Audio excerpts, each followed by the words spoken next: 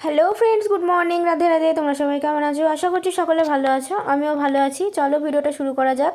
সকালবেলা দেখো আমার বোন মহারানী উঠে পড়েছে, আরও এখন বিছানা তুলছে, কারণ এই 2 দিন ধরে বিছানা তুলে এখন ওর ইচ্ছে হয়েছে বিছানা তুলতে। তুলুক তুলুক, অসুবিধা নেই, পর থেকে ওকে দিয়েই তুলাবো, আমি আর তুলবো না। তো এইদিকে মায়ের রান্নাবান্না সমস্ত কাজকর্ম খুব তাড়াতাড়ি লেগে গেছে, যেহেতু আজকে উঠতে একটু বেলা হয়ে গেছে, আর আমার আজকে ইংলিশ পরীক্ষা রয়েছে, মাধ্যমিকের ইংরাজি পরীক্ষা। আর আমি পুজো করতে বসে পড়েছি, মানে উঠেছি 8টার সময়, উঠতেও লেট হয়ে গেছে, পুজো টুজো করতে করতেও অনেকটাই লেট হয়ে গেছে। আর আমাকে যেতে হবে 9:30 10টার ভিতর। অলরেডি এখন 9টা মতো বেজে গেছে, দেখি কতক্ষণে যাওয়া যায়। তো আমি তো পরীক্ষা দিতে বেরিয়ে গেছি, তারপরে মা ধীরে সুস্থে সমস্ত রান্নাবান্না করছে। আর আমার অজান্তে মা পাকা তেঁতুল নিয়ে টমেটোর চাটনি করে ফেলেছে, আমার জন্য একটুখানি দয়া মায়া করে রেখেও দেয়নি। আমি পাকা তেঁতুল খেতে ভালোবাসি।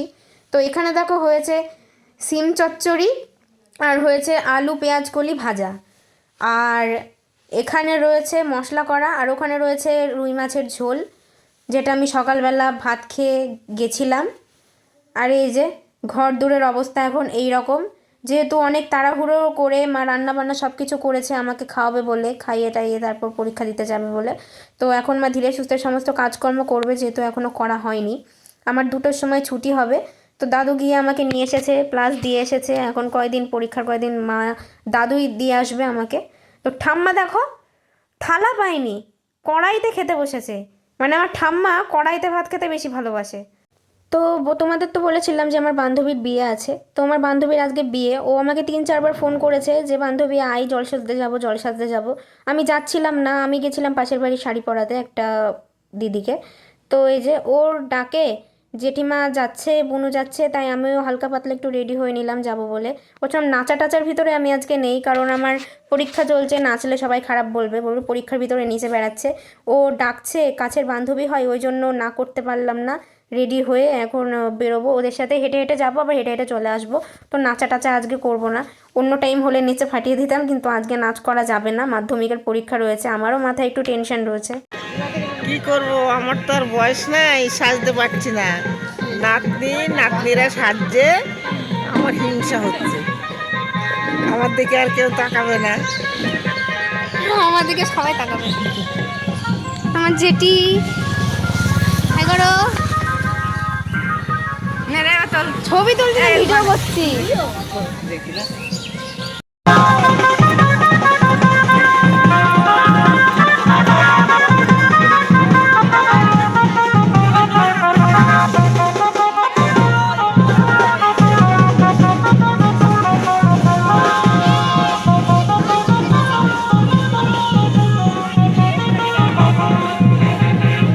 তো দেখতে পেলে আমাদের ব্রাইড, আমাদের বান্ধবী বিয়ের আনন্দে ঝিঙ্গালালা করে কত সুন্দর নাচছে, মানে খেপে গেছে, খেপে গেছে পুরো বিয়ের আনন্দে।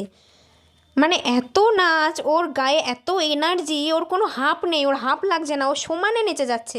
আমরা পলাশিপাড়া ঘাট অব্দি গেছিলাম, তো এই যে দেখো সমানে নেচে যাচ্ছে।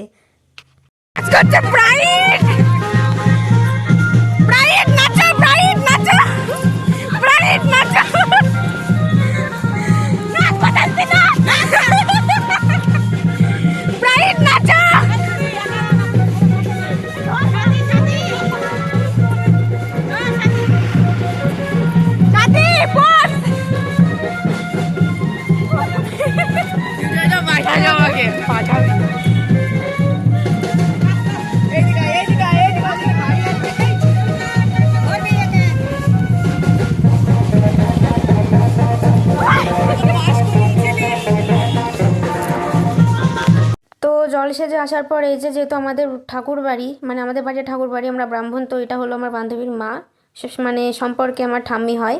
তো আমাদের বাড়িতে এসেছিল জল সইতে, মানে কোনো রিচুয়ালস আছে যে যেতে হয়, তো কি বলে এটাকে আমি সঠিক জানি না। তো আমাদের বাড়িতে এসেছিল, তো ঠাম্মা ওই রিচুয়ালসটা করছিল, মানে কোথাকার জল এরকম কিছু একটা বলতে হয়, তো আমি সঠিক জানি না।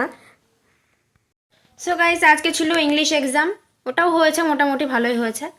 তো ইংলিশ নিয়ে অত চাপ নেই গাইস, ও হয়ে যায়, না পারলেও হয়ে যায় ইংলিশ। তো আমি পেরেছি, মোটামুটি হয়ে গেছে। তো ইংলিশ যেহেতু দলিলে হয়, তো ইংলিশের কোনো কোশ্চেন বাড়িতে মানে কোনো কথাই নেই। ইংলিশে দলিলে মানে কোশ্চেনের ভিতরে অ্যান্সার কোশ্চেন সব কিছু লিখতে হয়। তো ভিডিওটা কেমন লাগলো অবশ্যই জানিও। এখন রেডি হব, বিয়ে বাড়ি যাবো, মানে বান্ধবীর বিয়েতে যাবো। এই যে সব কিছু এই যে বার করে রেখেছি, শাড়ি পরবো। মা কিছুতেই পরতে দেবে না, আমি জোর করে পরবো, কারণ আমার সব বান্ধবীরা গ্রুপে সবাই শাড়ি পরছে, আমি কেন বাদ যাবো, ওই জন্য আমিও পরছি। মাকে বলো না কিন্তু। তো যাই হোক, ভিডিওটা কেমন লাগলো অবশ্যই জানিও। ভালো লাগলে লাইক, কমেন্ট, শেয়ার এবং সাবস্ক্রাইব করে সঙ্গে থেকো। দেখা হচ্ছে সবার সাথে নেক্সট ব্লগে। টাটা।